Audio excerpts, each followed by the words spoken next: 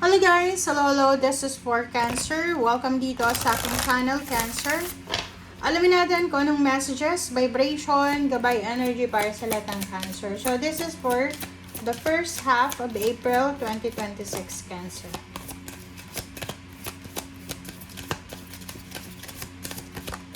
Okay, first card natin is Seraphina.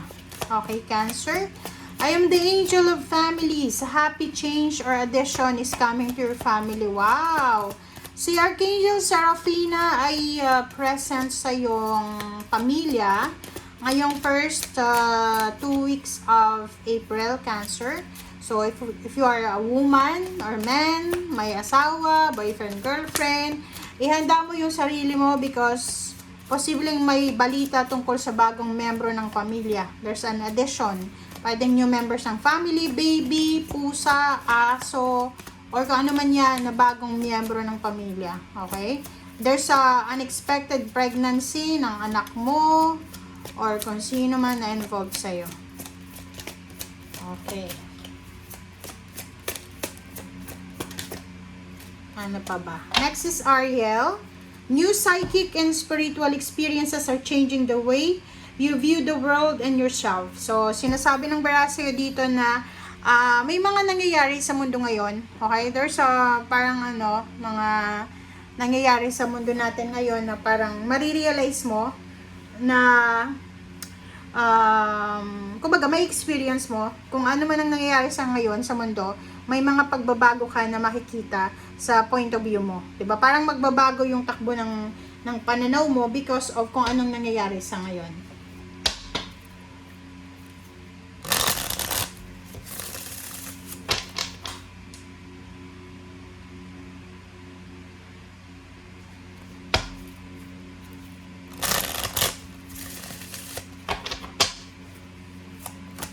Oh, sorry. Okay. Cancer. First card natin ay Three of Swords. Next is Ace of Cups. Two of Wheels. Eight of Cups. And then Five of Swords. Okay, let's check. Let's clarify yan, guys, para mabilis yung message natin. Okay, for the Three of Swords, ano bang message ang kailangan mong marinig dito? Ego. Okay. Sa Three of Swords mo, sinasabi ng bara sa'yo na Cancer. Siguro nasasaktan ka ngayon. There's so much pain, heartaches, sama ng loob. You have sama ng loob, you had grudges and resentments. You have everything na negative sa puso at isip mo. Because of ego.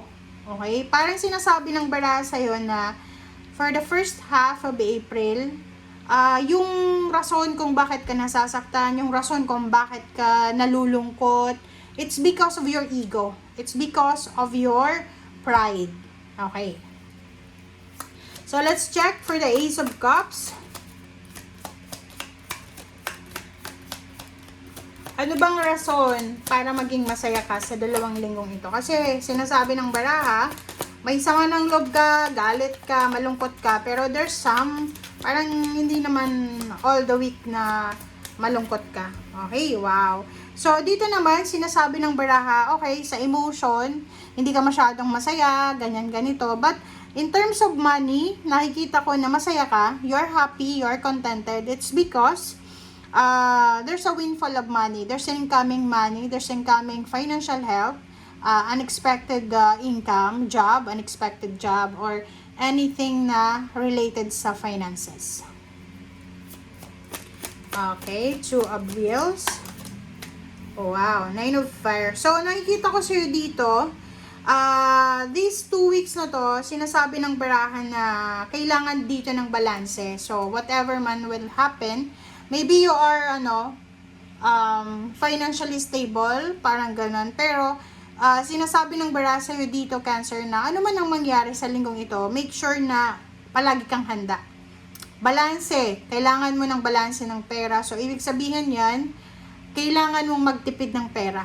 Okay? Kailangan magtipid sa 2 linggong ito para sa preparedness. Maging handa ka palagi. Parang ganon.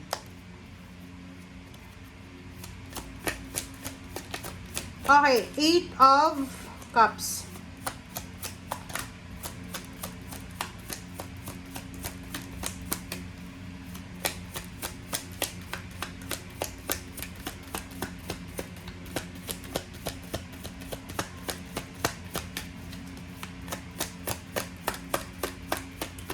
Okay, 8 of Cups. 8 of Cups. Wow. So, nakikita ko sa'yo dito na there's a parang rason. May mga rason this 2 weeks na to ng April na nag-aalala ka. May rason kung bakit ka nag-aalala. Hindi ka makatulog sa gabi or may mga bagay-bagay ka na kailangan na asikasuhin. Nagko-contemplate ka. It's either you're contemplating na mag-travel, maghanap ng trabaho sa ibang lugar, or you're contemplating to move, parang ganon. Lalo kung ikaw ay OFW, nasa lugar ka na magulo, nakikita ko sir dito na hindi ka makatulog sa gabi, sa umaga, nag-aalala ka, punong-puno ka ng negativity na parang gusto mo man umalis pero hindi ka makaalis, gusto mo man lumabas, hindi ka makalabas, parang ganon. Parang nakikita ko sir dito na you are restricted, okay? Hindi ka makakilos, so wala kang ibang gagawin kundi umiyak, mag-contemplate, parang ganon, magsisi.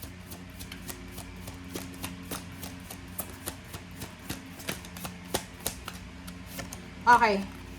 5 of Swords. So, ano ba yung kailangan mong i-give up? So, sinasabi ng bara sa'yo na for this 2 weeks, sinasabi sa'yo dito na kailangan mo daw na i-give up yung mga unrealistic na goals mo sa buhay, yung mga gusto mong mangyari na mabilisan, yung mga easy or mga like yung mga pangarap mo na parang pakaramdam mo hindi na mangyayari. So for the moment, ihang mo muna siya. Hindi sa i-give up totally, pero ihang muna natin.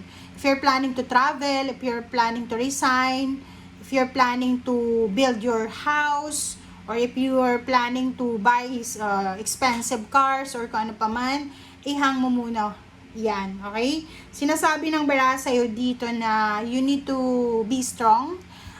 Kasi yung April na to is nakikita natin there's a financial imbalance na kailangan nating balansehin.